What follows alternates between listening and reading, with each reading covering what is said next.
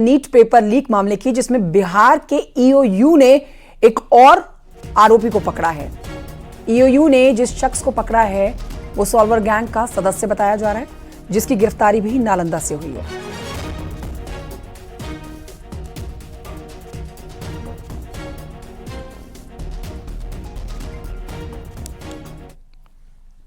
NEET और UGC net को लेकर मचे बवाल के बीच में सरकार ने एंटी पेपर लीक कानून 2024 लागू कर दिया है।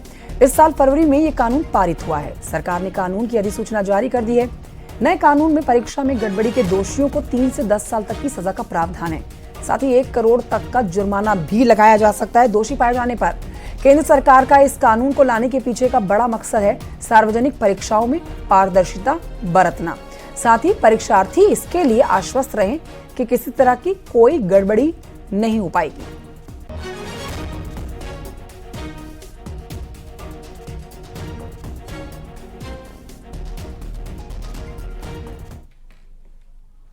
देश भर में इस वक्त नीट पेपर लीक और यूजीसी नेट परीक्षा रद्द किए जाने पर बवाल मचा हुआ है। देश के कई राज्यों में इस मुद्दे पर प्रदर्शन हो रहा है। इन सब हंगामों के बीच में नेशनल टेस्टिंग एजेंसी यानी कि एनटीए ने सीएसआईआर, यूजीसी नेट पेपर पर भी इसको रद्द करने की जानकारी दे दी है। इन सब के बीच में एक चौंकाने वाला पर्दाफाश ये भी हुआ है। जानकारी के मुताबिक यूजीसी नेट का लीक पेपर सोशल मीडिया पर मौजूद था। टेलीग्राम के एक ऐप पर यह पेपर उपलब्ध था। इसका पता चलते ही टेलीग्राम ऐप के उन चैनलों को ब्लॉक कर दिया गया है जिनसे पेपर शेयर किया गया है। इस बात की पुष्टि टेलीग्राम की तरफ से खुद की गई है।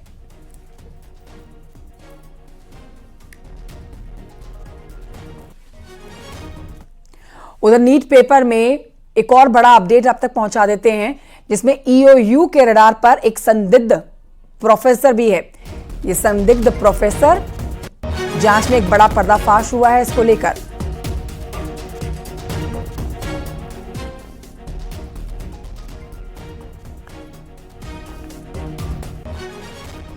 तो देखिए लगातार अब इसमें खुलासे हो रहे हैं, गिरफ्तारियां हो रही हैं और सीधे तौर पर बिहार के तार जो है ना वो नीट पेपर लीक से जुड़े हुए नजर आ रहे हैं। ईओयू की जांच में बड़ा पर्दाफाश जो किया गया है उस पर विस्तृत जानकारी आप लीजिए, जिसके मुताबिक जले हुए पेपर का बुकलेट नंबर 61364888 है। हजारीबाग के एक सेंटर का ये बुकलेट नंबर है। एक प्रोफेसर के नंबर से लीक किया गया पेपर। संजीव मुखिया के मोबाइल पर भेजा गया ये प्रश्न पत्र। रांची के रिम्स हॉस्पिटल के 10 डॉक्टर्स ने पेपर को सॉल्व किया है। पटना के 2 सॉल्वर ने भी पेपर सॉल्व में मदद की है। प्रश्न पत्र के साथ ही सॉल्व आंसर शीट को भरा गया। चिंटू नाम के शख्स को भेजी गई सॉल्व आंसर शीट। पेपर को आंसर शीट के साथ प्रिंट करके छात्रों को भेजा गया है।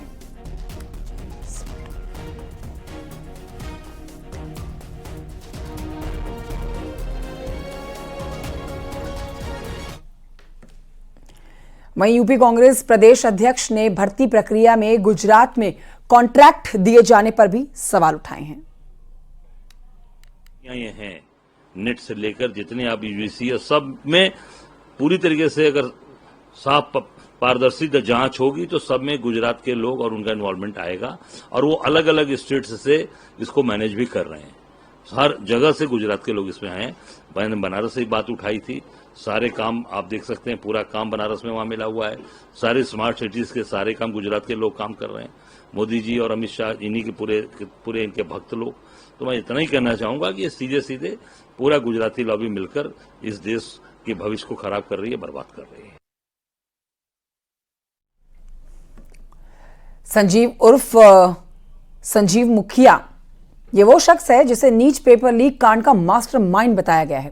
संजीव मुखिया की तलाश में ईओयू लगी हुई है और कई जगह पर छापेमारी भी इस समय चल रही है। वहीं एक दिन पहले सॉल्वर गैंग से जुड़े हुए 2 नाम सामने आ चुके हैं, अतुल वत्स और अंशुल सिंह।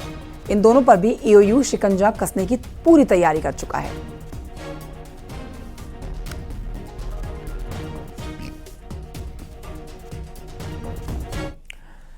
न्यूज 18 की टीम ने बिहार के नालंदा पहुंचकर संजीव मुखिया के घर पर पहुंचकर उनकी माताजी से बात की है। सुनिए। इस वक्त हम संजीव मुखिया की माता जी के साथ हैं। माता जी, आपके बेटे को फंसाया जा रहा है, हमारा बेटा को फंसाया जा रहा है। कौन फंसा सकता है? फंसा तो बताइए दिया ना मैं आपको। जी। हरि नारायण के बेटा जी। अनिल, जी। जय नारायण के बेटा प्रभात, और यहाँ एगो ब्रह्मदेव गोप के बेटा शत्रुघ्ना, और एक दूगो सिमनन्ना। तो क्यों फंसा रहा है आपके क्यों बेटा? फंसा रहा है? दुश्मनी से और क्यों फंसा रहा है? वो नहीं चाहता है कि ये बढ़िया से जल्दी खाए पिए पहने उड़े। अरे भड़ुआ, तो तुम तो पढ़बो किया था, गदा पनाई किया, इंजीनियर है। लेकिन पटना में शास्त्री नगर थाना में संजीव मुखिया का नाम FIR में दर्ज हो गया है। तो हो तो क्या होगा? जी। आपका नाम किसी चोरी में कर, अब चोरी नहीं कीजिएगा तो क्या होगा उससे? अब चोर क्या लगेगा? आपके पोते जो हैं डॉक्टर हैं, डॉक्टर शिव जी, उनकी भी गिरफ्तारी हो गई है शिक्षक पेपर लीक कांड में। हाँ भाई, तो वो तो जेल में है, ये है। तो उनको कौन फंसा दिया? उसको फंसा दिया दोस्त, और कौन फंसा देगा? और कौन फंसा देगा? जब दोस्ती होता है, दोस्ती में कुश्ती होता है, तब दुश्मनी हो जाता है कि ना? तो दोस्त फंसा दिया। तो ऐसे लोगों से दोस्ती क्या करना? तब आप समझ में आ गया ना? आप पलाई से कहते थे आप कहते थे? हाँ, कि दोस्ती उतने करो कि जितना मेरा अच्छा लगे, चादर उतने तानो कि जितना भर की गोड़ झक सके, ये ना कि इतना तानो कि हाँ उठा हो जाए। अभी संजीव मुखिया फरार चल रहे हैं, कहाँ पर हैं संजीव जी? हम नहीं जानते हैं। जानते तो हम अपना ले जाके दिखवाते नहीं कहते कि हमको दिखा दो, हम बेदम हो रहे हैं। आपकी तबीयत खराब है? हाँ, हमको 3 साल से तबीयत खराब है। हम तो गली चौखट से वो पट्टी नहीं होते हैं। क्लर्क की भी सरकारी नौकरी भी करते हैं? सरकारी नौकरी करता है, इंजीनियर तो कह रहे हैं देरी भी है। अच्छा, सरकारी नौकरी करता है। अच्छा, अब कब से नहीं कर रहे हैं वो? ड्यूटी तो करवे करता है। तो आप क्या मांग करते हैं कि जांच हो पूरे मामले की? पूरे मामले की जांच हो, बढ़िया से हो। अगर है तो दोषी, या ना है तो जो कह रहा है उसको पकड़ के ठूस दे।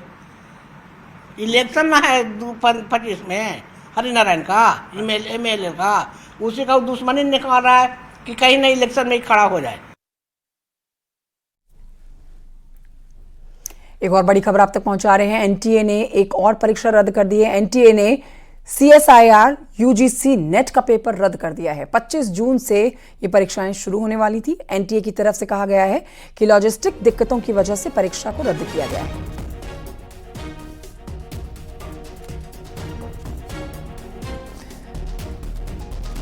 तो लॉजिस्टिक दिक्कतें बताई गई हैं और इसी वजह से CSIR UGC नेट का पेपर भी रद्द हो गया। अब यही वजह है कि विपक्ष सरकार पर हमलावर है।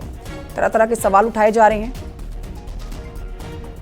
एक के बाद एक परीक्षा जो रद्द हो रही है या परीक्षाओं में धांधलीबाजी जो हो रही है, उसको लेकर सरकार पर ही निशाना साधा जा रहा है। लेकिन CSIR UGC नेट का पेपर भी रद्द हो चुका है।